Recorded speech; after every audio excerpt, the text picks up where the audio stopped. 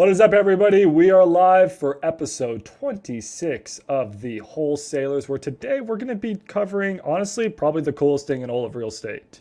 Pad split, but not just pad split, creative pad split. So subject to seller finance and then buying these properties and not turning them into long-term rentals. No. Turning them into co-living housing. And there's one guy who I would say is probably the king of co-living. It's Javier Paredes. Dang it, I butchered it. Paredes. Hey, Paredes, You yeah. got me nervous. That's all right, man. I know it's a smile on my face, man. It's very intimidating. How are you doing? I'm doing fantastic, man. Appreciate you guys having me on here and getting to drop some bombs for you guys. So, what market are you in? Can you tell the world? So yeah, absolutely. So I'm a Florida native. I'm actually in Orlando, born and raised in Florida. Been in Florida my whole entire life. I love traveling outside of Florida, but yeah, Orlando, Florida is the market that I'm in right now. And just like I said to you before, Mickey Mouse is my neighbor. Mickey Mouse is your neighbor. And then, Yeah. as the king of co-living, do you have other type of rental properties, or is it just Yes. co-living? Yeah, no. So actually, when I first got into the industry, into actually buying real estate, my first exit strategy was short-term rentals, and this is back in 2015. So a quick, long story short is I started out as being a real estate agent, and when I was a real estate agent, when I got my license in 2015, I noticed how transactional the business was, right? So I remember when I first went up to a bank and I said, "Hey, can you let me borrow some money to buy a home?" They're like, they looked at me, they were like, "Dude, you crazy?" No, you have to have 2 years of tax returns. You're a 1099 employee.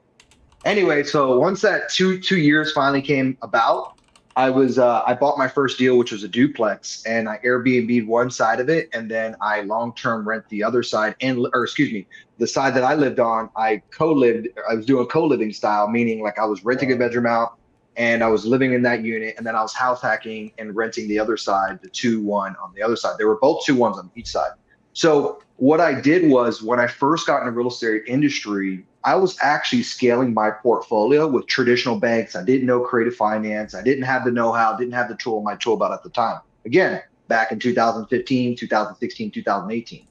And once I got my first deal, they were all short-term rentals. Being that we're in a market to where we're the biggest market for short-term rentals, Orlando, Florida, everybody wants to come here to vacation. Everybody wants to go to the theme parks. I was actually taking every single property that I owned and putting it on Airbnb. And this was like the days when Airbnb was super, super hot. Like it was like, you got to be in the business. Now the dynamic has changed so much and the landscape has changed. So as I've evolved in my real estate investing career, I've actually added other tools in my tool belt, which is creative finance, but I only didn't just add other tools in my tool belt. I actually added other exit strategies. And that's why, I've added pad split. So I do other exit strategies. So I have some long term, I have some pad splits, and I have some short term.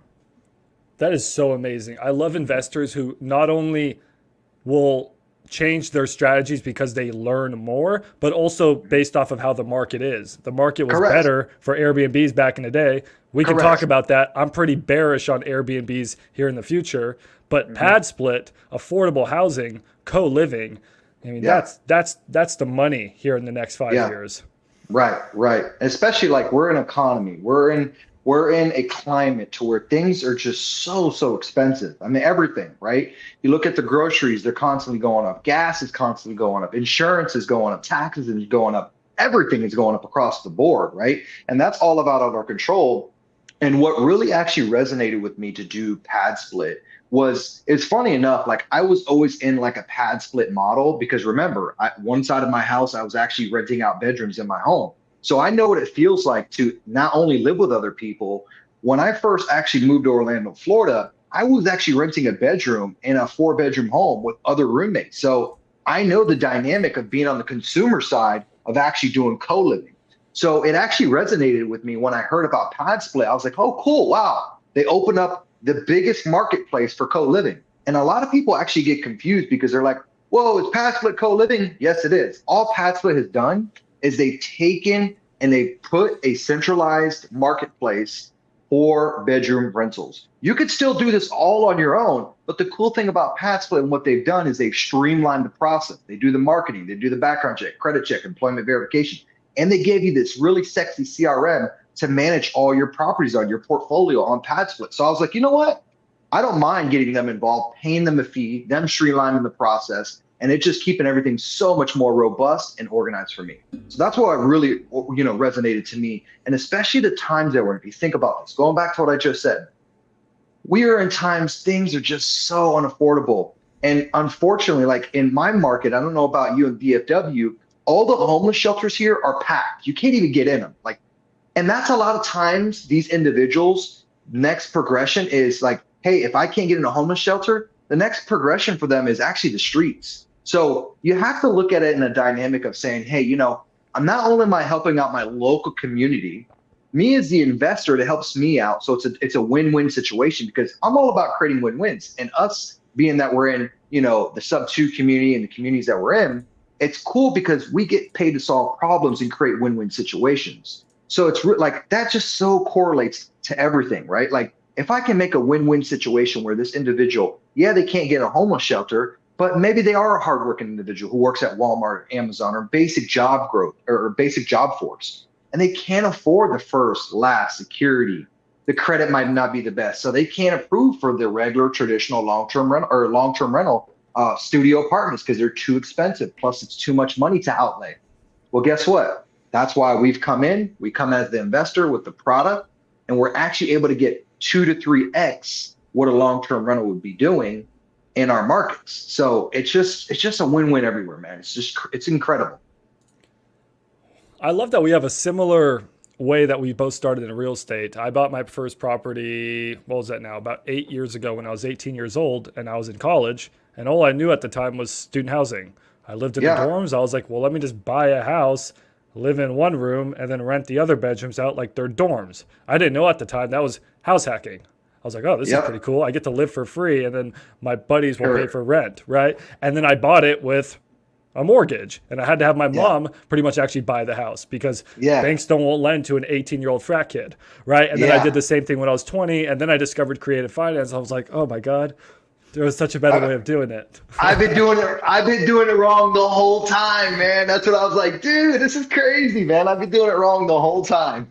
You know what they say? You don't know what you don't know, And there's probably more that we don't know. That's the scary part.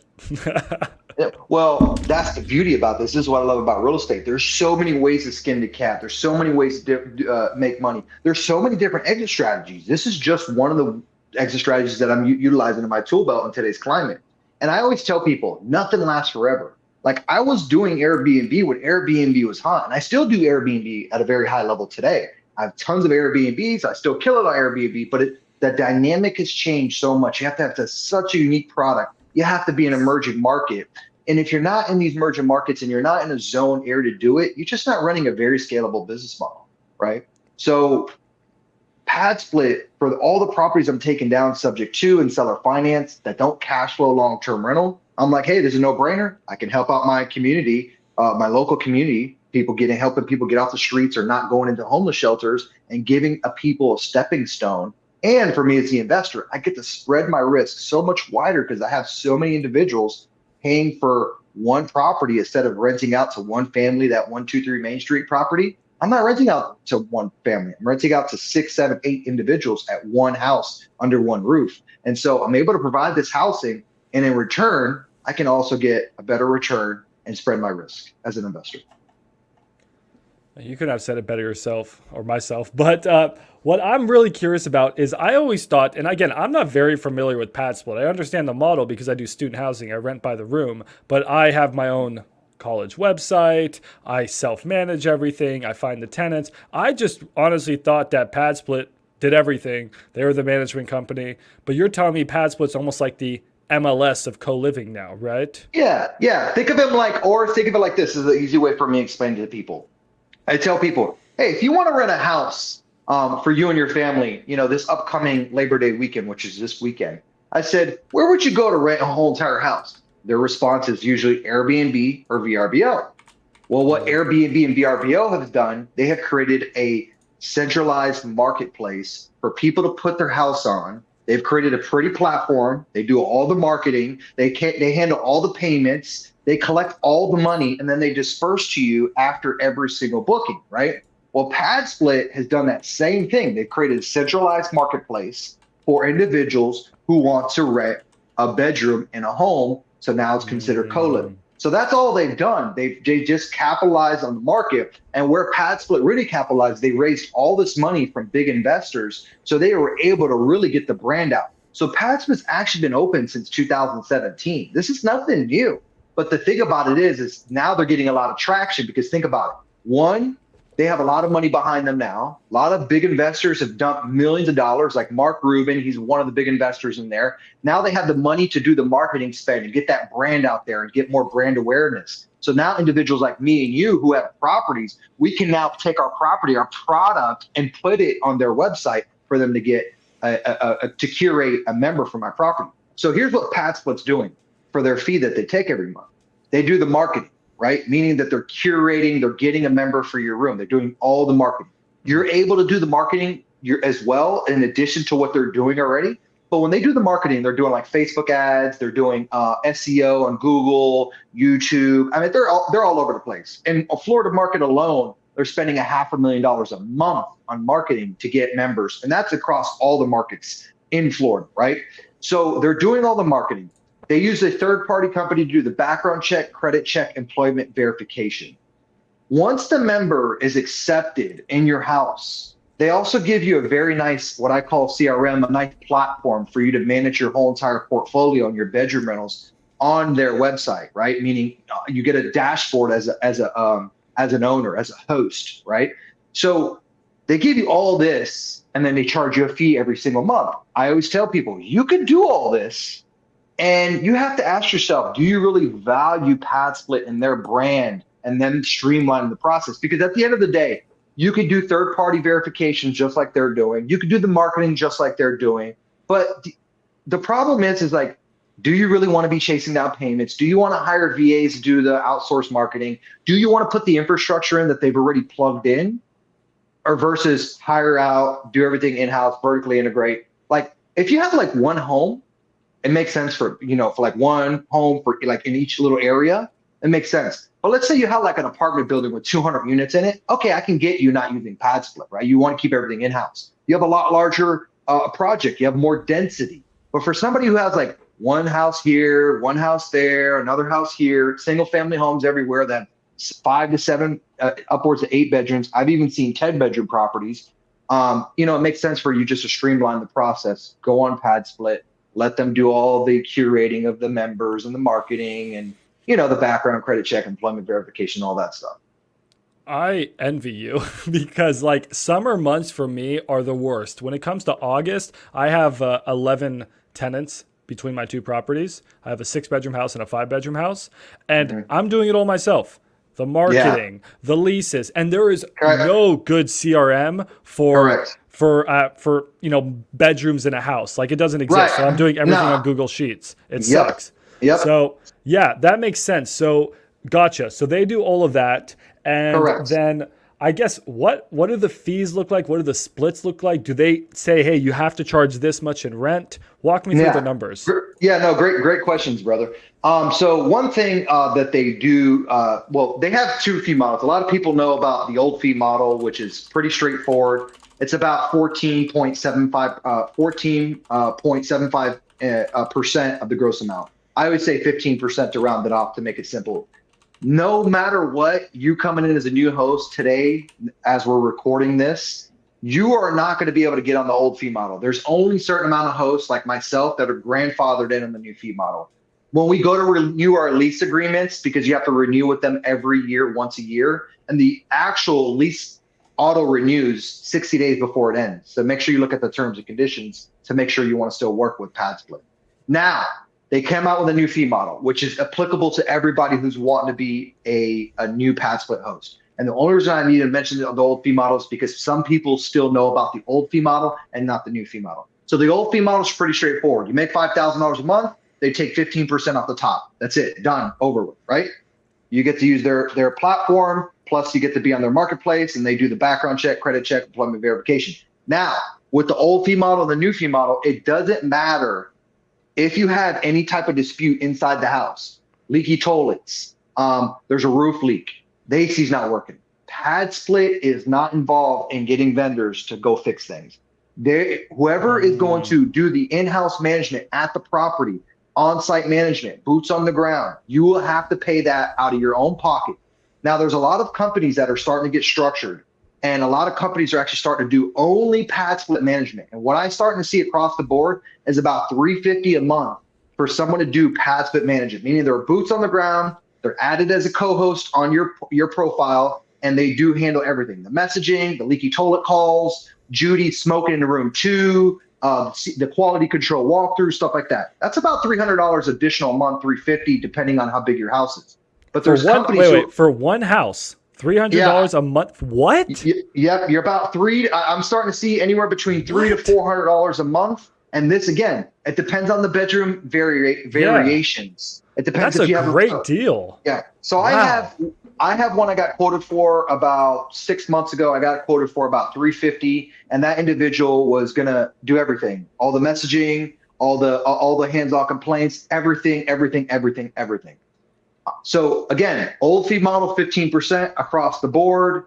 You have to still do your on-site boots on the ground management, but they're doing the background check, credit check, employment verification. You get to use their CRM, just like you mentioned. There is no CRM out there that has a bedroom rental website. There's just nothing. If you really look at the Padsplit website, like the dashboard as a host, they have done a phenomenal job of engineering a very robust CRM, right, for us hosts to use. Now, what everybody's probably starting to hear right now is the new fee model. They have been very, very good about getting our feedback as hosts on what we think about the new fee model. So here's the new fee model. So instead of it being 15% of your gross revenue, so if you're making $5,000 a month, they'll take 15% off the top. Now what they do is, if you're making $5,000 a month, same example, they take 8% off the top. So that 15% has dropped to 8%, but here's the catch. Every single time that they have to curate a brand new member for the room, let's say Johnny's in room 1, Susie Q's in room 2, and Joey's in room 3. Every time they have to get a new member, let's say one of those members moved out of those 3 rooms I just mentioned. If one of those members moves out, they have to now put a new member in there. In order for them to do that, they have to obviously pay for marketing. Well, when they're paying for marketing, they do what's called a 10-day, they take the first 10 days of income for that room. So let's do simple math. If you're renting for $800 a room a month, that means they're going to take, if you divide that out, it's probably about $26 a day. They're going to times that by 10. You're paying about $260 for them to curate, let's say Johnny for room 1, for them to get that person in there and moved in. So all the members, so once you're 100% vacant, meaning like you just went on the Padsplit platform, you don't have any members in the rooms at all, you're going to pay 8% a month of the gross income, and then you're going to pay 10 days of the income per bedroom for every time they have to curate a new member. Now, the only time you do not have to pay the 10 days, if, let's say, I'm doing marketing with my VAs outside the platform, and I end up finding someone from Facebook Marketplace or a Facebook group, or maybe your friend referral, and I send them the promo code, and they sign up and they use my promo code, that 10 days, being that I've curated, meaning I've got my own member, that will actually be waived. They will waive it. They say, hey, you know what? We didn't get that member for you. You got it on your own. You got it in-house. We're going to waive that 10 days. But you'll still have to pay the 8% at the end of the month, right? So that's the one reason why they will waive it and you don't have to pay that. But they have to use the promo code when they sign up. If they sign up, even though you found that member in-house, and they sign up and they do not use the promo code, you will still be charged 10 days. So if you're going to do your own marketing, make sure you push people to use your promo code that's in the dashboard. It's a unique promo code per property, right? That's one. 2, let's say Johnny is in room 1. He's living there for a week and he feels like it's too small. And you have another room in that same property or at another property, maybe a mile down the road or 2 miles down the road, and you do what's called a room transfer. The room transfer, they will not charge you for you to put him in another property or in another room in that physical home, right?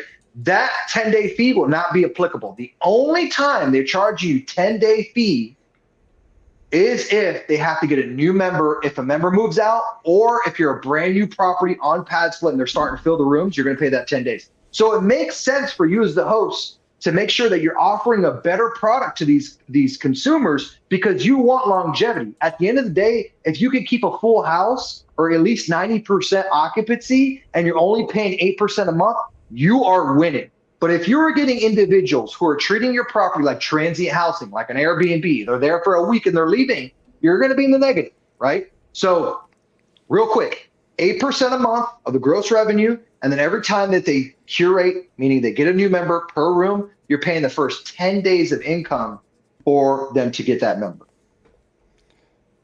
Wow, you broke that down so well. That actually makes perfect sense. And I like that now the incentives are more aligned, just like you said. Yes, correct. So what they've been doing is, here's one good thing I could say that I've been seeing. Atticus is the CEO of Padsplit. He's the founder. And what they're doing right now is they're getting a lot of member feedback because they value the member feedback. As they're growing as a company, not only do they want to see profits, and a lot of people don't know this is going to be their first year of seeing profits since they've opened up in 2017. They haven't seen profits. So they're trying to run a profitable business model. I think Padsplit across the nation is right around 23 or 24, maybe upwards of 25,000 rooms, units available on Padsplit. So they're growing tremendously. Everyone's talking about it. Again, because of several reasons. One, they have a lot more money that they have behind them so they can push that brand out. And two, obviously, we all know that we're in affordable times where things are unaffordable. Well, people are pushing into a Padsplit model, co-living. So sorry. Makes sense. I would not be surprised if they make an IPO here in the future and they're the next Airbnb Oh, IPO. That's where they're oh, going. 100%. I 100%. I mean, they have Mark Cuban behind them. He's one of their bigger, I want to say he's their biggest investor. They have a lot of money. There's investors that dump millions into the company. So there's definitely going to be future upside for them on the stock market, 100%. So now that you have these new fees, which are actually 7% cheaper, but you have to pay for turnover, do you Correct. get to choose which one you want because you're grandfathered in? And if you do, which one are you going to go with? So being that I'm a host, so in April, I believe it was April this year, they did what's called the new fee model, meaning like everybody's who would get signed up is now going to be subjective to using the 8% in the 10 days. Right now, I have some of my properties I have on the old fee model, and then I have some of my properties on the new fee model. Now, the only reason why I have some of them on the old fee model is because I'm grandfathered in. But what ends up happening is once my lease agreement renews in the next year, I'm going to be renewed on the new fee model, right? So everybody eventually will be on the new fee model. It's just I only have so much time to where, being that I'm grandfathered in, they kept it the same way. And once I renew, which again, that lease auto renews 60 days prior to an expiring. Again, you have to read the terms and conditions of the lease agreement. So it will auto renew. I don't need to really do anything or sign anything. It's just I will switch over on the platform. But yeah, so I like the new fee model in the aspect of, well, let me make it clear like this. Like, I don't like the new fee model when you're going to stabilize the asset, but I like the new fee model when the property stabilized, if that makes sense. Makes perfect sense.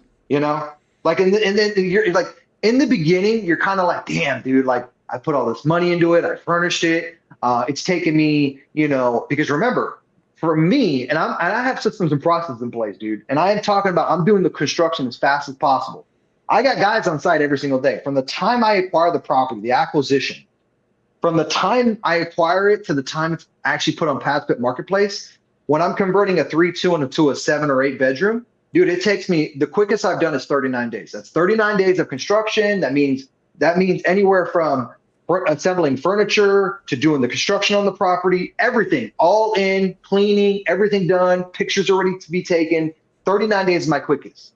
39 to 45 days is my average time. So that's 30 to 45 days you have to factor in of holding costs, right? So it takes you a couple months before you actually can get it Padsplit ready on the market, ready to make money. But now you have to think, new fee model, well, they're taking about 30. If your property's renting, let's say $800 a bedroom, they're taking about 33% of the income per bedroom for that 1 month.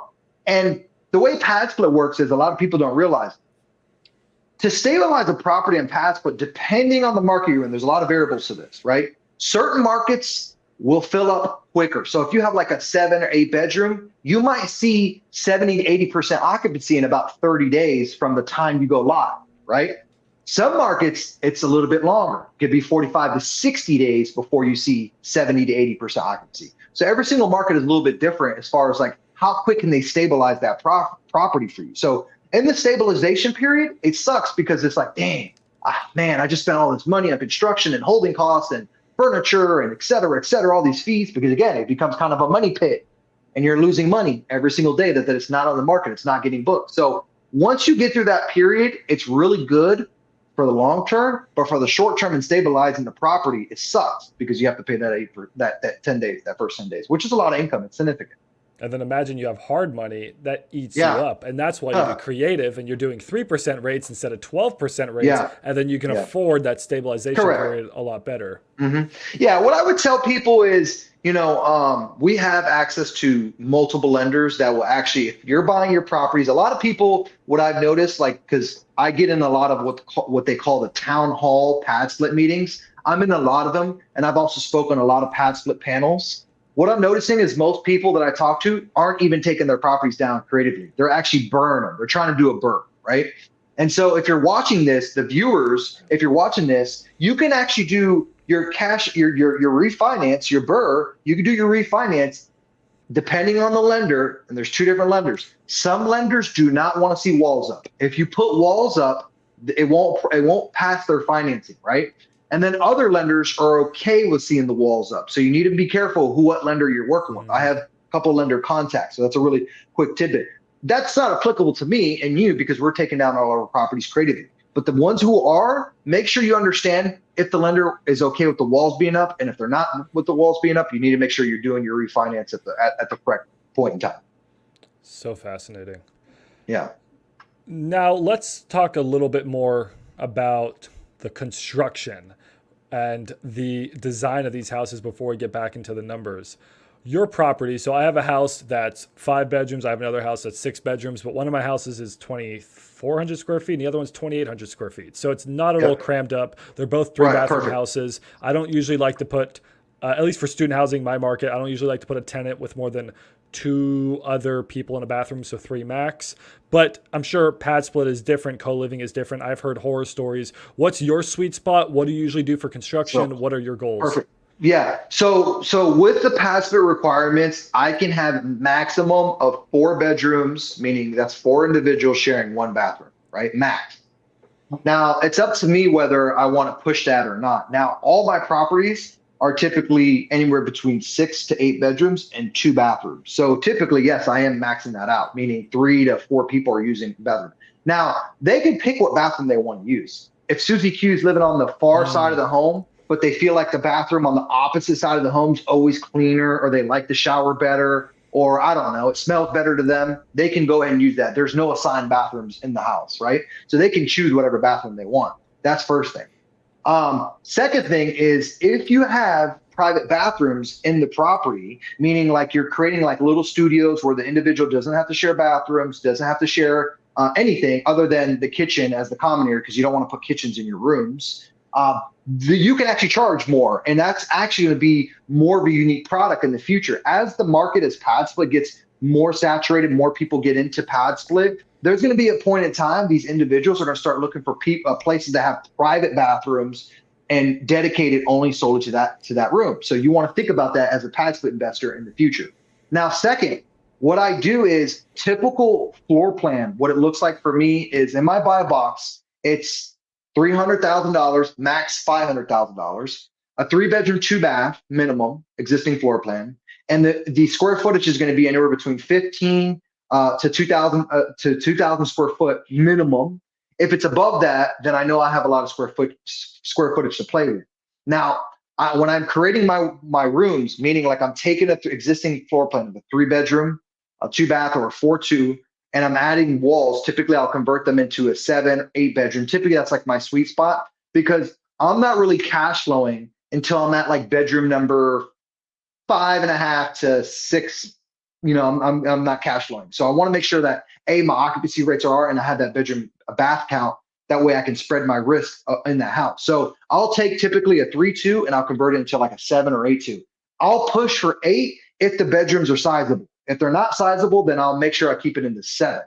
one of the things I did when I first got into it, I was like, you know what, how can I put as many walls up as possible in the home? How can I create as many bedrooms? Now, my product that I offer on Padsplit, because again, I'm going into the more uniqueness, being that I have the short-term rental mindset and I have the uniqueness and I have that skill set already, I'm bringing that into Padsplit. And so what I'm doing is I've been creating really nice bedrooms with like a little coffee table, a little couch in there. Make it feel like really homey, studio style, accent walls, some nice artwork. Make it like where it's like, man, this thing really, really pops. Obviously with the professional photography. So what I'm doing now is I make bigger bedrooms, but I'm making more premium product by making sure that I have that accent wall, making sure I have a little sofa with a nice TV, with a little coffee table, if it can fit it. If not, no big deal. And that's always good too, because then you have different products in the house. Some people might want the premium top tier bedroom. And a lot of times what I'll notice is the premium top tier bedrooms rent first. Like my most expensive property or room in every single house always rents first. It's not the cheapest, believe it or not. So people want that top tier product. It goes to show, data shows people want that top tier product.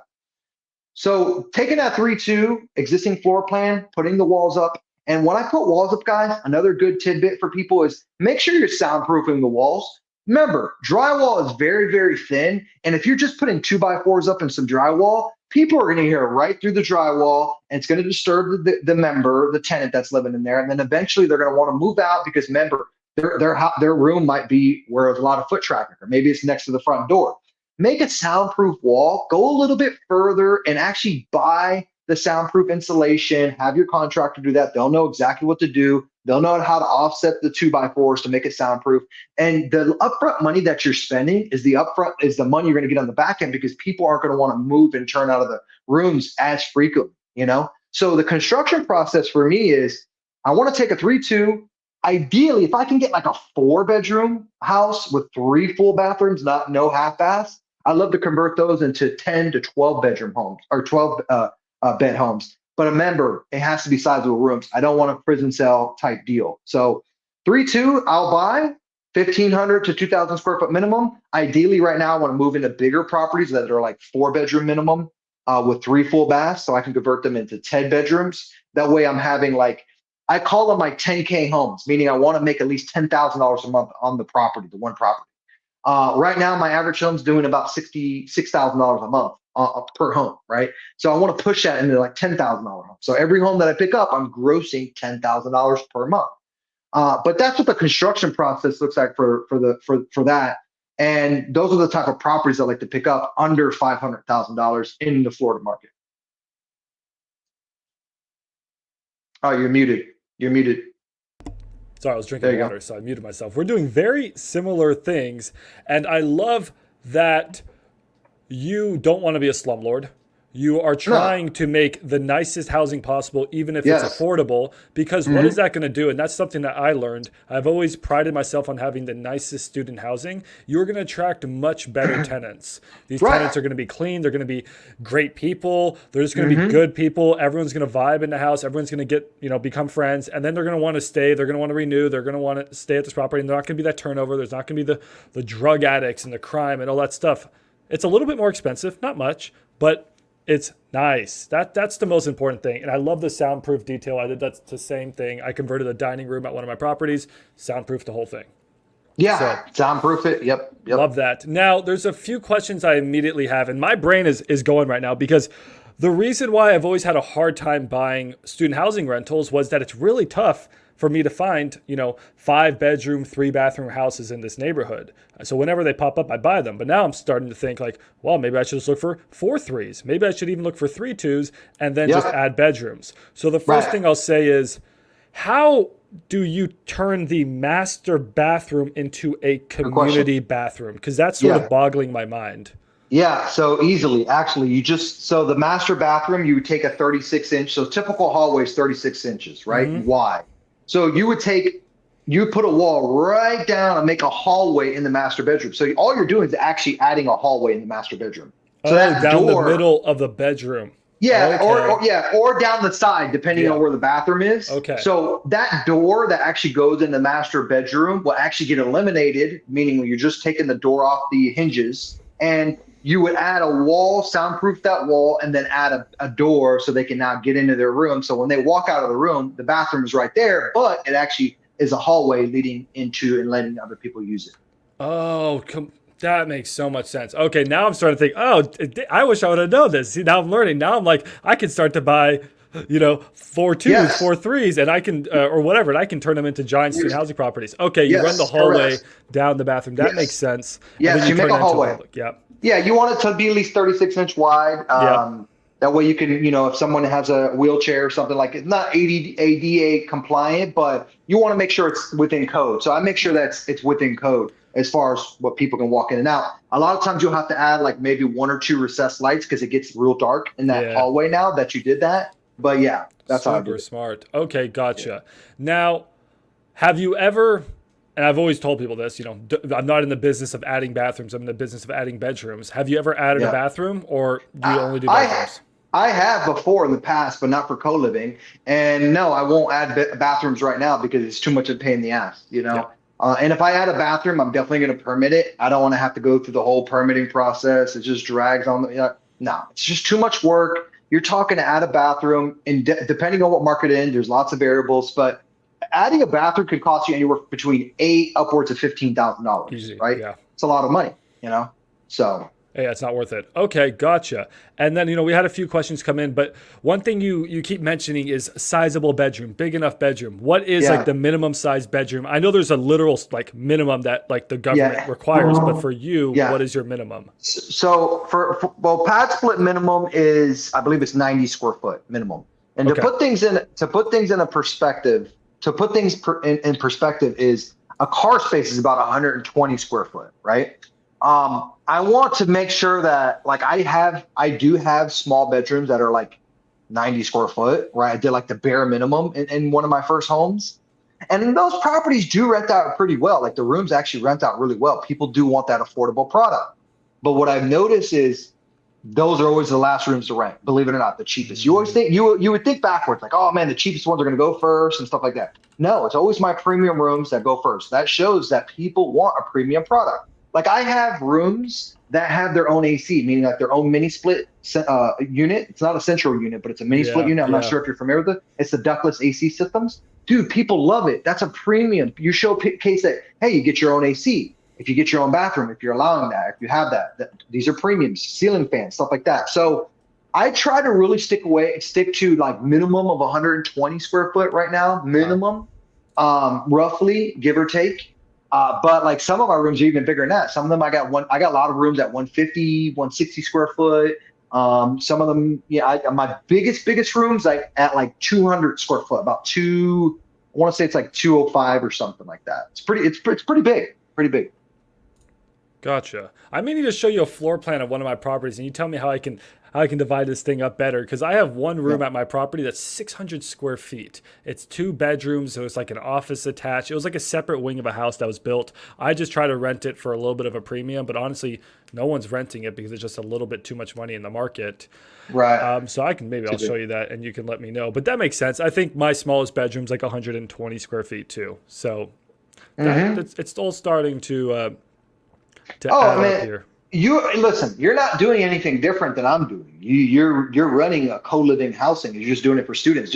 It's a different avatar customer that you're catering to. I'm just catering to people who are in the basic job force, or maybe who is looking for a stepping stone in their life, or maybe who's saving up for a home and they're trying to save up and they want some affordability. You're just specifically going targeted avatar customer for your rooms is a student. That's it. Same thing. It. Now, I've always worried about like after 6 people, the city's going to start to get mad. There's going to be too many cars parked in the driveway. After 7, 8, I can't imagine 10 or 12. I'm in actually a pretty high-end neighborhood, so I'm not trying to push it. But your properties, are they B neighborhoods? Do you ever worry about that? Have you had complaints with the city? All of my properties that I buy in C, B minus neighborhoods. Like they're really nice areas, very nice areas. And I actually limit it. I limit for 8 bedrooms, I'll do 50% of parking. Meaning when I'm acquiring the property, I want to make sure that there's adequate parking, street parking and driveway parking. And then if I have 8 bedrooms, I make sure I can at least house 4 cars. On the platform, my property will only showcase to individuals once those car spaces are filled up because people have to register their car on the Padsplit platform. Once that's actually they're filled up, no one will be able to see my property if they're shopping on Padsplit for a room with a car, right? So I'm now only marketing to individuals who have no cars. Now, based on the Padsplit statistics, they say based on their data, 40% of members do not have vehicles. So it actually works out perfect, right? Wow. So a lot of people do bicycles, public transit. That's why they say, hey, try to be close to bus stops or sidewalks and stuff like that, because people will use other forms of transportation than a vehicle, their own personal vehicle.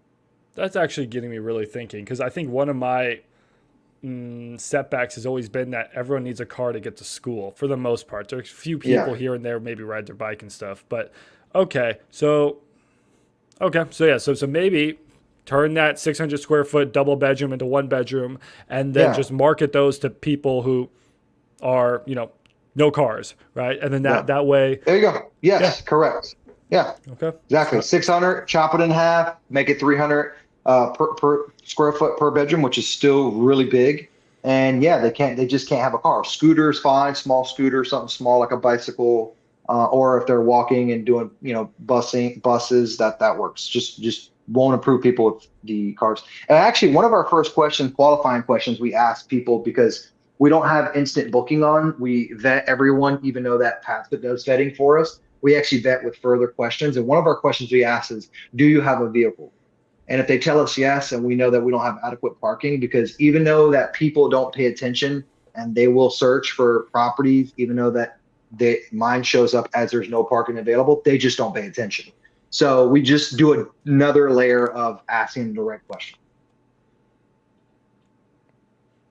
I love this. I love this so much. Yeah. So I want to get a little bit into the creative part of this talk. Mm-hmm. You are buying your properties mostly sub 2 seller finance ever, or always sub 2? Both. Okay. Whatever's available. I mean, I can execute on either one at a high level, so it doesn't matter. Now, what's your rule of thumb when it comes to, hey, somebody in the community, my community, which I'm going to get to here in a little bit, I'm going to make sure that everybody starts sending you their Florida deals, because I think 3 came in today from Florida, right? There's a lot of sub 2 deals in Florida, probably because the market's going down, right? So a lot of low equity sellers who are in a crunch. But hey, I bring you a sub 2 deal. What do you look for to say, that's a good deal or that's a bad deal? Yeah. One of the first things I'm looking at is I want to make sure it's within the parameters of my buy box. 3-bedroom minimum, 2-bath minimum, 1,500 square foot minimum, under $500,000. $500,000. Ideally, I want to be around the $300,000 to $400,000 price point, because I try to stick in the affordable housing brackets. Because I always think about, like, if I have to turn around and sell this home, I don't want it to be a $1.5 million home. I want there to be a huge buyer pool for the product I'm trying to sell. So 3-bed, 2-bath, under $500,000, no HOA. I do not buy in any HOAs. I try to stick to really core markets: Orlando, Jacksonville. I own properties in Orlando, Jacksonville, Palm Coast. Palm Coast isn't a Padsplit core market. It's a coastal market, but I've been trying out coastal markets as well, which they've been phenomenal because there's very little competition, meaning I'm like one of the first Padsplits out there. So I will buy in secondary markets, is what I call them. And it's case by case. I have to underwrite it, look at the population. Typically, I'm looking for the population to be 100,000 minimum, and I want to see population growth, right? I want to see infrastructure. I want to see job growth, stuff like that, because these are the people who are going to be fueling my properties. So as long as they have those criteria, those preliminary criteria, I'm okay with it. Another factor I look at is, like, what are the hearts and lungs of the property? If one of your students brings me a property and it does meet everything that I just mentioned, but it needs a new roof, it needs AC, maybe it needs to be replumbed, whatever. If I'm buying that property and I'm not buying it super cheap, or the entry fee is way too high, I won't even consider it. Because remember, by the time I do my Padsplit renovations, I have my holding costs, I buy the furniture, I have any other miscellaneous costs associated with Padsplit, right? You're talking, I'm way too much money in this deal. So I try to stay really with acquisition, Padsplit renovation, the 3 to 4 months of holding costs, however long it takes me to stabilize the property, any other miscellaneous fees, holding the property, whatever. I try to really stick away to like max 60 to 70 all in, meaning everything, tax, tag, and title out the door, all in. I'm 60 to 70K in the deal. If I can be at 60 to 70K, and my property is what I try to shoot for is about 6K a month, upwards of 6,500 a month, I'm going to be doing right around a 20 to 30% cash on cash return. And these are the metrics I like to stick around, is a 20 to 30% cash on cash. And that's where I'm happy at. A lot of people who are listening to this, the viewers might say, whoa, that's really high. Why so high? It's because this is where I'm comfortable at. This is where I want to be at, where I want to see where my money's working. Now, some people might be okay with 10, 15, 18% returns. That's perfectly fine. This is just me and my buy box and my investing strategy. Now, typically, when people are bringing me properties, I try to stick around the entry fee when a wholesaler's bringing it to me. I really try to be no more than like really on the high side 40K. And I don't really even like to touch 40K properties, meaning like that's just what it cost me to buy the property. That's what a student brought it to me for, 40K. But a lot of times you'd be surprised. I have a little method where I see a lot of wholesalers send out deals, and they could be in Sub2 community. It could be on the Facebook group. It can be within my community. It could be within your community. It could be wherever. It doesn't matter. Where I see them send out deals, and I know a lot of times that they're not going to sell. And then what I do is I make my initial offer to those individuals and let them know where I'm a buyer at. Now, whether they want to execute and buy or let me buy the property at my offer price to them, because I say, hey, look, this is where I'm a buyer at. If you want to sell it to me now, you can. Or if you want to market for another 2 to 3 weeks and have the uncertainty to if that buyer is really going to perform, because a lot of people know I'm a reputable buyer. I say what I'm going to do. I am where if I say I'm going to be somewhere, I'm going to be there, right? So when people start building that relationship with me and they see how serious a buyer I am, I'm heavily capitalized, and they see that I can execute, then they're like, oh no, I'd rather take a discount on my wholesale fee or sell at a discount than try to market it at 15K assignment fee and not get a buyer for 2 to 3 weeks, or maybe get a buyer and the financing falls through, or meaning like their PML money falls through, because we all know that they're trying to get money from a PML individual. But when I'm getting these deals sent to me, I want to really make sure my entry fee with that wholesaler is like 30K max. My last deal I bought for about almost 15K max. That was all in acquisition. That's very low. And I wasn't even direct to seller. That's freaking low, really, really low. Yeah. So I actually have wholesalers who are out there curating deals for me, because I'm not really trying to work direct to seller. I have the capability, I have the skill set. I just rather somebody else spend their time and energy in their marketing to find those deals for me and me pay them a wholesale fee. Now, one of the biggest things I'm looking for too is I want to make sure the hearts and lungs of the property are updated. That's what I call them. The roof, the plumbing, AC, the electrical. I also look for properties that are not on septic tanks. I want them to be on sewers, because we all know septic tanks cause a lot of issues. Now, also, they're not tenant friendly. People shove things down the toilet from time to time, or Susie Q in room 3 gets mad and she starts shoving stuff down the toilet to be retaliatory to me because she didn't like that we said certain thing to her, whatever. We try to really look for properties with septic tanks. Doesn't mean I don't own any properties with septic tanks. I own a few homes with septic tanks. Do they run well? Yes, but we maintain them. Have I replaced septic systems? Yes. But a lot of times what I've run into is certain septic systems aren't adequate for the amount of people that are living in the property. So if you update a septic system, you're looking anywhere between, depending on the variables, depending on the size tank, depending on the drain field, how big it is, you're going to be anywhere between $10,000 to $15,000 to upgrade your septic system, right? That's a huge project. I don't want to do that. So the way I look at it is the property a 3-bedroom, 2-bath? Is it under $500,000? Is my entry fee anywhere between $40,000 or lower? And are the cosmetics of the property updated? I really, really, really try to find properties that have updated kitchens and updated bathrooms and updated flooring. Why? Because I want my property to showcase a lot better on Padsplit when I market it. And when I go to turn around and sell it in 5 to 7 years, I don't want to have to do all these crazy cosmetic updates, right? So I also look for those things as well when I'm looking at a property. It showcases better. People want to be there. It shows that it's updated. People want things that are newer. And when I could showcase that with pictures, people are like, man, I want to live there, right? So if it falls into all that criteria in my buy box, I will take a look at it. Then what we try to do is we really try to get a floor plan, get a feeling of the floor plan. I don't just drive out to these properties and say, hey, you know what? I'm going to go walk every single property I got sent today. If a property is not within my buy box, I just discard it, because there's too many options out there. There's so many opportunities out there. I don't need to jump on any deal, right? If it's not within my buy box, it's not in my parameters, I just skip it.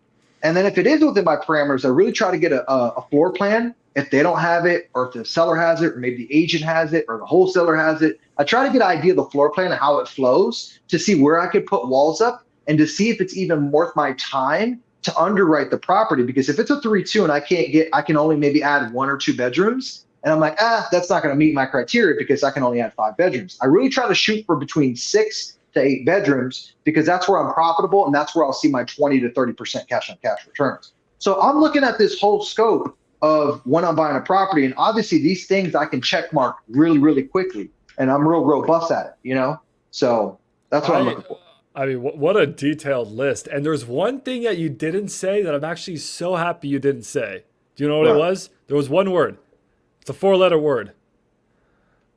I mean, I guess it's 2 words, but the rate. You never even not a single time did you mention interest rate, because that's not the most important thing. There's something that drives me crazy is people in, let's say Pace Morby's group, and it's not his fault, just people in sub 2. They're like, hey, I got a 2.5% sub 2 deal. It's amazing. Correct. I'm like, no, that doesn't mean it's a good deal. Is there equity, right? Yeah. Does this property cash flow? Like, there's so many other questions. So I love that rate wasn't one of your main considerations.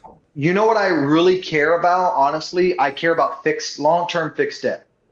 If there's ever going to be a balloon involved, I won't touch anything less than 10-year balloon because I'm not going to hold the property that long. But I want long-term fixed debt as an investor. I don't want short-term fixed debt or not fixed debt on my property. So as long as it's got long-term 30-year fixed debt, that's like my perfect scenario. But if it has 10-year balloon, I'm okay with that as well. But it's got to be at least 10 years. I agree. I hate balloons more than anything. I mean, when it comes to like the 5 terms, it's price, it's rate, it's down payment, it's length of loan, and then it comes to balloon. Balloon to me is like the most important one. If I get an early balloon, it's immediately a dead deal. Yeah. There's no saving it. Yeah. Mm-hmm. Yeah. So, and I love that. So then when it comes to your entry fee, it's not really so much on a percentage, but it's a little bit on a percentage. You're probably under 10%. Yeah. But the thing is, your rehab is not as much as I thought, because I thought you were updating, kitchens and bathrooms, but really you're just putting up walls. I don't want to do that, man. That's time. That's more. Think about this. If I'm buying at, let's say, $40K to a wholesaler, like you brought me a deal tomorrow, it's $40K entry, and I got to update bathrooms. You're talking average bathroom, $7,500 update, right? Mm-hmm. If I'm gutting the damn thing, right? Obviously, I can do cosmetic updates, like change the vanity, paint get all the glazing on the bathroom tiles, depending on what type of bathroom tiles. Like, I know ways to cut costs. But say I'm spending minimum of $2,500 a bathroom, right? Because I'm just doing a bare minimum cosmetic, which I've done. By the time I do that to the bathroom, the kitchen, the floor, all the interior paint, and it's just too much money in the deal. Remember, the more money in the deal, the lower your cash on cash return, right? That was my next question is, are you coming out of, like I told you, like I'm trying to buy a house. It's going to cost me, it's a cheap house, like maybe like $70,000. I'm going to pay it cash because it's not a creative deal, but it's worth doing. The house is going to be, is a slam dunk, but I'm not even getting a lender on this one. I just want to close fast. But on your deals, are you getting a private money lender in second position on your sub 2s? Or how are you financing? Yep. So a little bit of everything. I have several businesses that are high cash flowing businesses where I have a lot of capital personally that I've generated off my businesses that spit out a lot of money at me every single month. A lot of my deals, I haven't had to get anyone involved. I've self-funded the whole entire deal.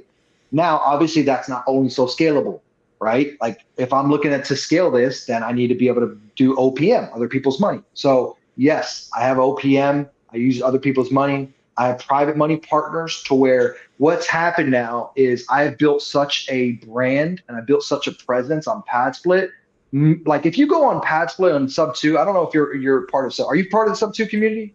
No, I'm a part of the Gator, but I'm unofficial. Okay. If you go to sub 2 community and someone asks, hey, who's the Padsplit guru? Dude, my name's everywhere. My name's everywhere. Right? I love that. Everyone pushes like DMs blowing up, right? So I have so many people that are on the sideline right now, PMPs that say, hey, Javier, you know what? I really just want to own a piece of property. I want to have an education behind it. I need 27.5-year depreciation. I'm okay with a little bit of cash flow, and I want future upside. So these individuals I'll curate the deal. I'll find the deal, the piece of real estate that we're going to make in the Padsplit. I usually take about 51% ownership in the deal because I make them silent partners. They're not a decision maker. They bring all the capital in. They actually get 100%. They get upside just like I do. They get just as much upside as I do. They get the tax depreciation, and we split cash flow. Typically, cash flow I split depending on the PMP and how much like I'm doing. And typically, I just have myself and my team do everything because I have systems and process SOPs in place already. I don't need them to get involved. So typically, I would do 70-30 split on the cash flow, and that's them being pretty much 100% passive and them just getting an education percent. They get to see my systems. They get to see my processes. They get to see everything that we do on the back end. They get to be involved in it. Now, that one person might say, you know what, Javier, I only want to do one property with you. I only want one education out of it, but I want to be able to work with you because you know what you're doing, right? I know, like, and trust you. I like having PMPs in deals, but I also prefer to raise capital, take PML money, anywhere between 10 to 12%. The issue is sometimes it's hard to find PML money that will lend me it for 18 to 24 months because I need it for 18 to 24 months. By the time I do the rehab, I do the rehab, acquire the property. You're talking, it's taken me, 45 days a minimum from the time I close on the property, then another 30 days to stabilize. And then I have all this money to deal. Like, I need to be able to take that money and pay it back eventually. So I always tell people, if you're going to be a PML in my deal, typically I'm asking for a minimum. Really, I want 24 months with that capital. Now, here's the cool thing. A lot of people who are listening to this, if they're in sub-2 community, they're like, oh, wow, that's really long. That's a long time. Well, the best place to get capital, what I have found, is outside of sub-2 and Gator. Because these individuals who are in these communities, they all want the 6-month, the 3-month, the transactional lending. I can't do anything with that. I'm not their ideal borrower, right? So when you go to the PMLs who are high income earners, who maybe work in the tech world, who maybe work in the medical field, these individuals have thousands of dollars, and you will be shocked. There's millions of dollars at your fingertips, and you can actually raise it. And these people, guess what? They don't care if you have it for 24 months because they know that their money's not doing a damn thing, and they rather deploy it in your project, own a piece of real estate. These individuals are most likely will never have the skill set that you have because, remember, they're working 9 to 5s. They're very busy in their professional careers, but they want to be in real estate. They want to have a piece of ownership in real estate, and they want upside and some cash flow. And that's when you take your skill set and their money and you deploy in the deals. So I found that's a really, really good strategy. And then you don't have to worry about, you could either do the PMP style or you could do the PML style. So that's everything I do is either PMP or PML right now, but I also do a lot of self-funding as well, just because I have a lot of capital. So a mixture. I love that. I love that you're doing all three. You're not scared to put your own money on your deals. No, you're not scared to partner with people, and you're not scared to get a lender in or get extra debt, right? So it's cool. You're open to all the strategies. Correct. Not one thing only works, so I do it all. Yep. Same. I think that's the best way to do it. So, I mean, we've been talking for an hour about Padsplit. I've learned so much, especially just in general about co-living and some tips. Something that I wanted to, wind down by talking about was more just your general sentiments on the market and what you're seeing. Something you told me before we jumped on this podcast that I know about is you do a lot of retail, right? You're not just the Padsplit investing guy. You do retail. Correct. So you have your pulse on what's going on in the market. Correct. And I would love to get your input on what you're seeing in the Florida market right now. Yeah. So in Florida market, like I was just telling you before on this call, I run a listing sales business where we deal with sellers who want top dollar in the MLS. And that's how I started in the industry. I became a real estate licensee in 2015. And I've been in the business ever since. I never walked away from the business. So that's actually one of my businesses that spits a lot of money at me every single month. You can imagine. I'm selling over $10 million in real estate a year just on the retail side, right? So, man, I got to say, it's been interesting because, again, I've been in the game since 2015. Like a year and a half, 2 years ago, I never thought I would see 40 to 80, upwards of 100 offers on one home, right?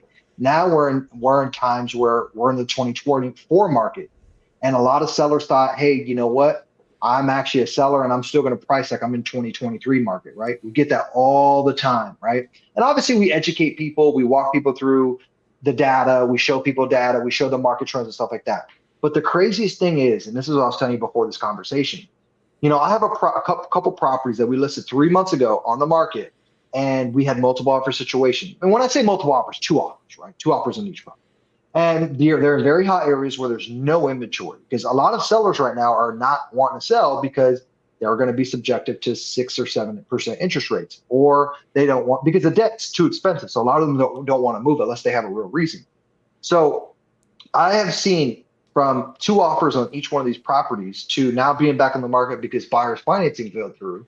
We are now seeing no offers, and we've done multiple 10K price reductions. And so if you look at further, and if you look at the whole entire nation, 30% of the nation right now is experiencing at least minimum of 1 price reduction. A lot of listings are seeing 2 and 3 price reductions. And depending on the price point you're at, if you're anything under 450 or lower, your price reductions range about between 10 to 15, upwards of $20,000. If you're in the million range, your price reductions typically are 50 to 150 to $200,000 price reductions, right? Depending on the price point you're in. So we're seeing a lot of price reductions. We're seeing days on market have increased. We're seeing inventory has increased. It's funny because the market is changing so rapidly that I can't believe how fast it's changing. Now, are there different elements and dynamics to why the market's changing? Yes, obviously we all know the cost of money is very expensive right now. Cost of homes are very expensive and they're still inflated. And even though that the prices are still coming down slowly but surely, we have other factors. Obviously, we have election coming up. There's a war. There's layoffs. There's so many different variables that affects the real estate market, which we all know. Real estate market is the biggest market. Like if real estate gets affected, everything gets affected because there's a lot of people that are employed off of real estate. But there's a lot of factors in 2024 that is driving the real estate market down. And those are some of them that I just mentioned. And it's going to be interesting to see what happens, during the election time, because a lot of people have a lot of scarcity. I hear a lot of scarcity about elections and people are scared there, the wars that are going on overseas, et cetera. But we're seeing a lot of days on market and the market inventory increasing. So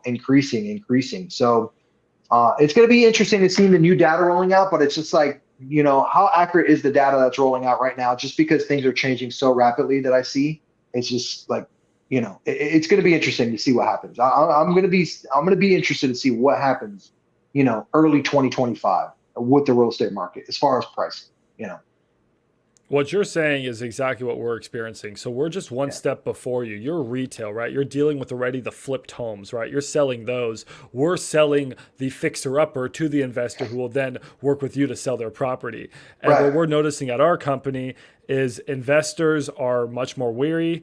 They were buying at 82% of ARV, 84% of ARV. Now they're like, I ain't going over 78, some neighborhoods 75. What happened to the 70% rule, right? Then also, a lot of them have 3, 4, 5 flips sitting on the market. They're like, hey, I'd want to buy another one, but these aren't selling. So it's no different. And on the problem is that on the seller side, they're still not that motivated yet. So it's this really weird dynamic in the market right now where the seller is not super motivated, but the buyer is not motivated. So it's this bit of this standstill, but inventory is going up, days on market is going up, and price cuts are going up. And I think that trajectory is only going to continue, especially going into the winter months.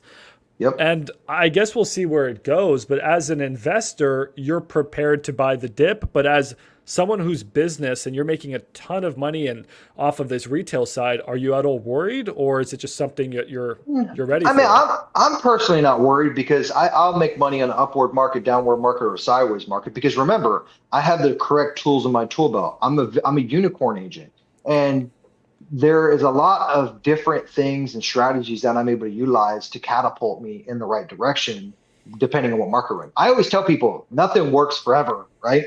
And what we spoke about in the beginning of this podcast is things change and you have to be ready to change with it. And you're either going to sink or you're going to float and you're going to keep moving. And it's one of the two other. And a lot of people get stagnant in these times.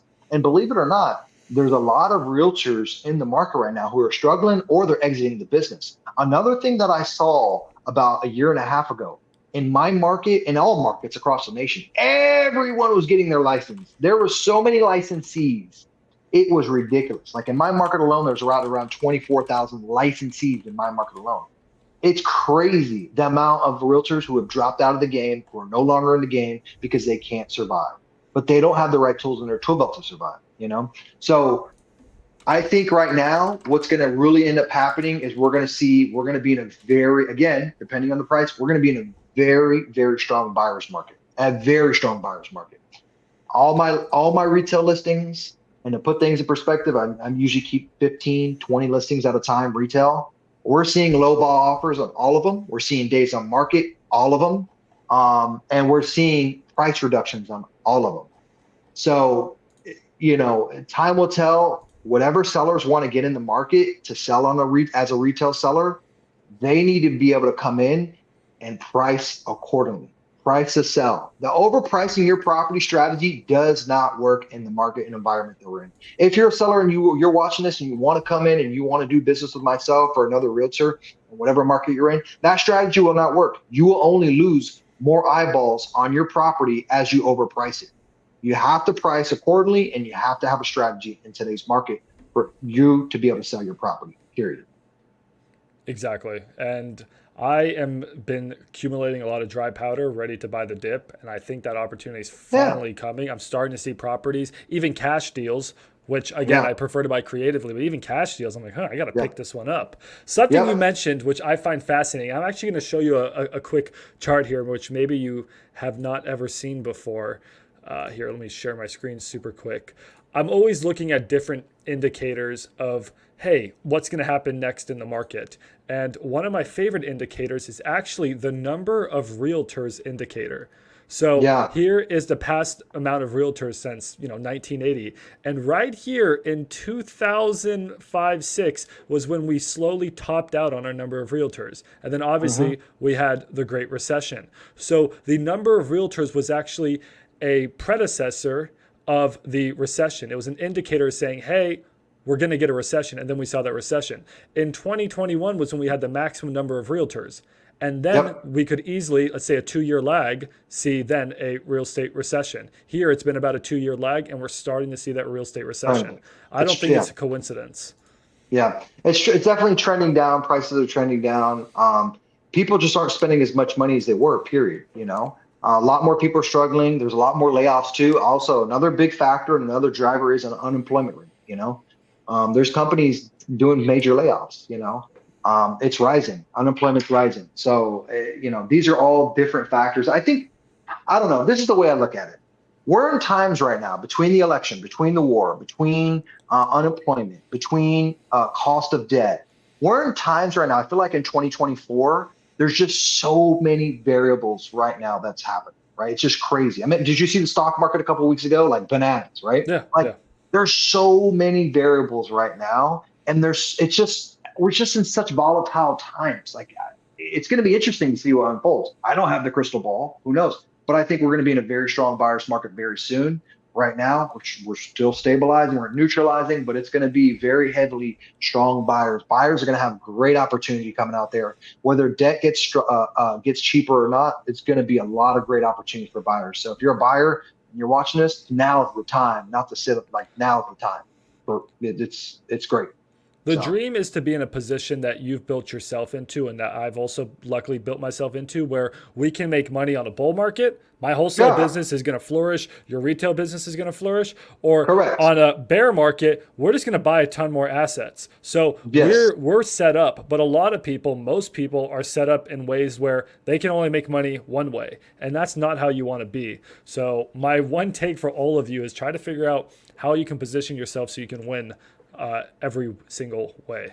Yeah, 100%. Yeah, and like me, I'm a buy and hold guy. I'm not a fix and flipper. So I hold forever. Like these are long-term holds. So I don't really care what the market's doing right now because it's not going to affect me. It's going to recoup.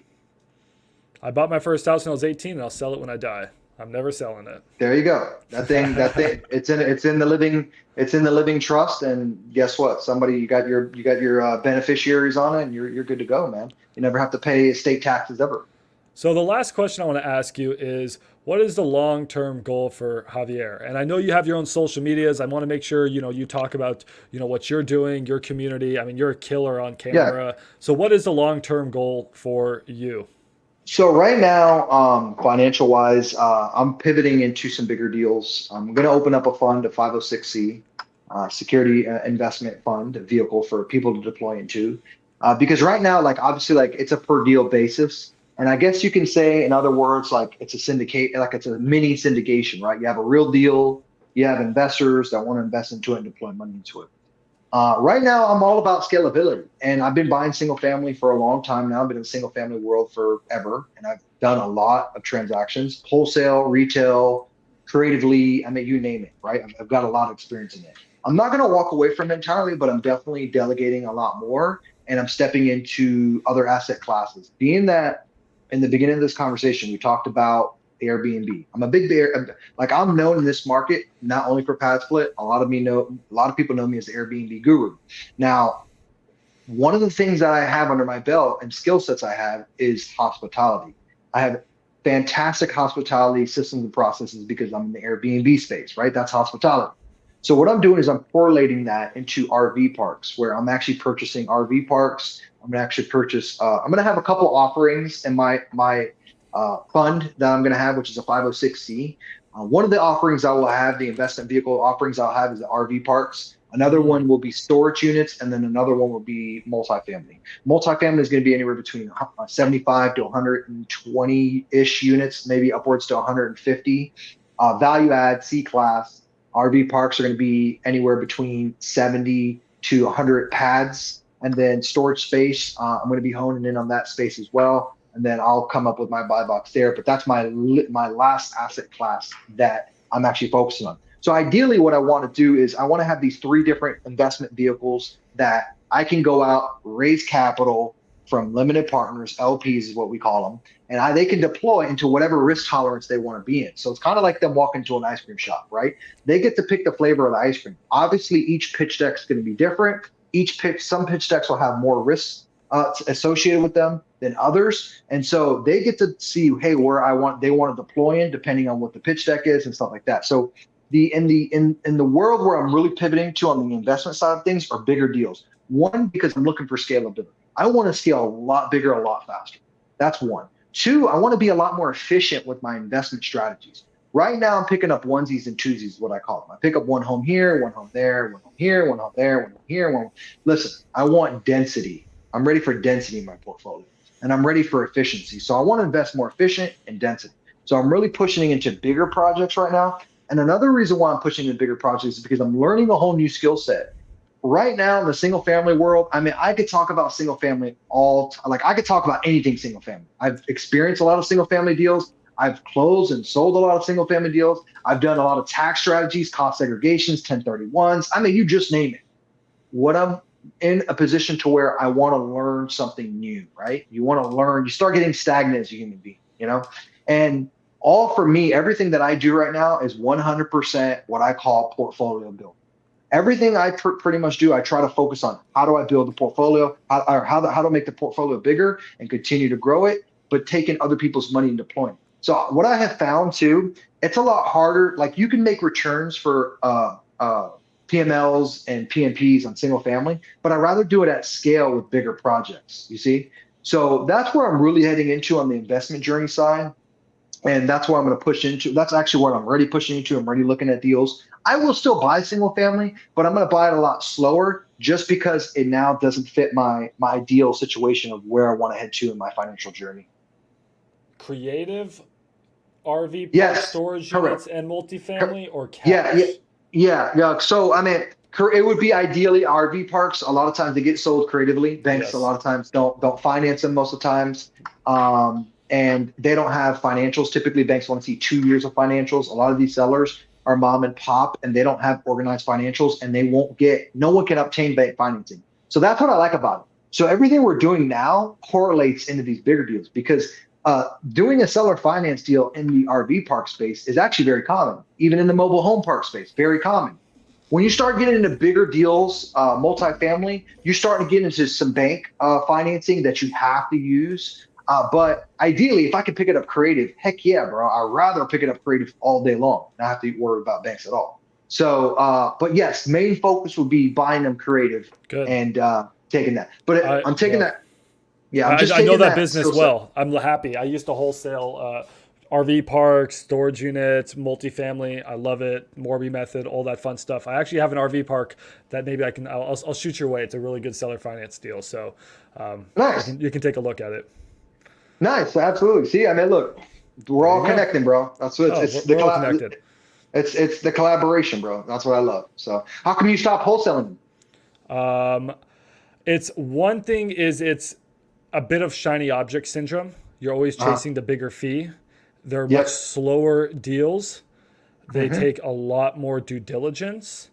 And the other reason was we started as Dispo company, and I have to have full attention here. So something I used to have a bad habit of was putting 10% of focus here, 30% of focus here, 20% of focus here, always building 10 different businesses, but I was never Right. able to scale to a seven-figure business because I was always building, Correct. 5 and 6 figure businesses. Yeah. Now the Yeah. moment I'm fully dedicated in this one, we finally have a seven-figure business and we're going to try to get it to 8, maybe 9. So I couldn't be everywhere, unfortunately. Right. Yeah, no, that makes sense. That makes sense. No, you're jack all trades, master of none, you know? I, I I was loved it. I loved it. It was so much fun. The thrill of negotiating. It's so much easier to get on a phone with somebody and start talking a seller finance deal on a big multifamily $30 million yeah. building than it is to talk to someone about creative on a Hmm. $20,000 shit house. Yes, And I I was know. like, are you kidding me? It Yeah, doesn't make I know. sense. Not only that, like you do a lot of in the you got to realize you're dealing with a lot of naive people who are very vulnerable in the single family world, and you don't get that in the bigger deal world, like the multifamily, because people understand the lingo, they understand the investment, they understand the investment vehicle, so the conversation's a lot easier. The dynamic of the person you're talking to is a lot easier, you know. So that's what also I like about it. You know, you're dealing with a lot more educated people, you know, Hmm. and you're not educating individuals. So in the single family, you're going to educate people a lot more, you know. Hey, what's a note? What's a mortgage? What's seller finance? What's sub two? Stuff like that. I Like know. I could see sub two because it's very foreign for a lot of people, but seller finance, you'd be surprised. A lot of people don't know what seller finance is, and it's actually very simple, right?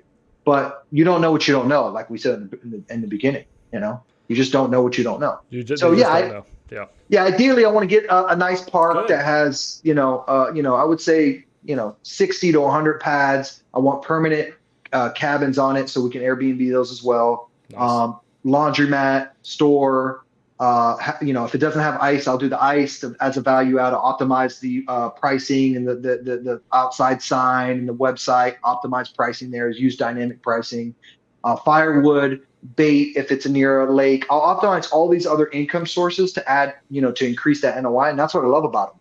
You can really increase that NOI because a lot of times you come to these places like they don't sell firewood, they don't offer propane, they don't offer bait, and they're next to a lake. Like this is huge income sources, and people don't realize Dude, they're because a all lot of these, taking cash and they're yes, using, exactly. sticky notes as their CRM. Dude, So, exactly, bro, exactly. So that's what I'm saying. You got a lot of tired people, and that industry, believe it or not, it's growing. It's growing. A lot of some some some families are literally transitioning into they're downsizing. They want to travel. They want to live life in an RV, and they want to travel the world with their kids and homeschool them. Like it's getting common again. And it's if you look at the average pad rent, I think across the nation, last time I checked, I think it was like 650 or something like that. And that includes like your power. You're at a 30 or 50 amp. It's like super cheap. So, but yeah, that's the direction I'm pointing in. Just because again, I cool. want that new. And I'll have to collaborate with you on some of those too. Yeah, So yeah, collaborate with me. Again, I love that world, and that's where I would personally go for my investing journey. So yeah, talk to me about it. I got a lot of connections there, and I'll shoot you over one after this call. for sure, Awesome. brother. Well, hey, it's been a pleasure. Is there anything else you wanted to mention or talk about, or talk about Yeah, like your socials, your side of things? 100%. So if you guys want to collaborate with me, you could find me on Instagram, TikTok, YouTube. Right on the bottom of the screen, you'll see the real Javier Paredes. That's actually my brand across all my social media channels. I also do have a school community. A lot of you guys probably heard Alex Ramosi is promoting school, SKOOL, like crazy. I have a community on there. It's called Be Bold Investing. It is not a private community. It's just $5 to join. But what we get for $5 is just invaluable. You get all my course content for free when you join. Well, obviously it's for $5, but it's a one-time or not one-time payment. It's a monthly payment. And if they want to collaborate with me on once a month or once a week, I actually go live once a week with the whole community. We're at 110 community members right now. And the beautiful thing about it is it's like us and Maximum. Like we get to collaborate in there. We get to do deals together. We get to get PML, any of that stuff. If you're local also to Orlando, Florida, make sure you come to my local meetups that I do once a month. DM me on Instagram. But the best place for you to find me is either on Instagram Or if you go on YouTube, we do the 2 to 3 videos a week, long form content. And if you're on my YouTube channel, don't forget to like and subscribe and click the description below. I give out a ton of freebies.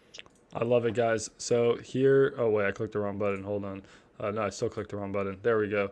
Here's his Yes. YouTube channel. Absolutely check it out. Yeah, I've had it launched since December of 2023, and it's getting a lot of growth.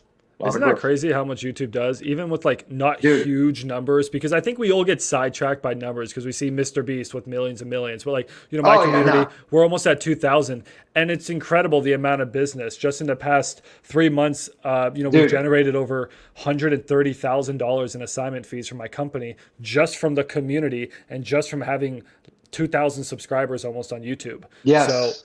So community is in terms of quality, not quantity. 100%. 100%. Is your community on school or is your community? Discord. Discord? I was going to say Discord. A lot of people are doing Discord. School is awesome. My only complaint with school was I wanted more of a real-time communication.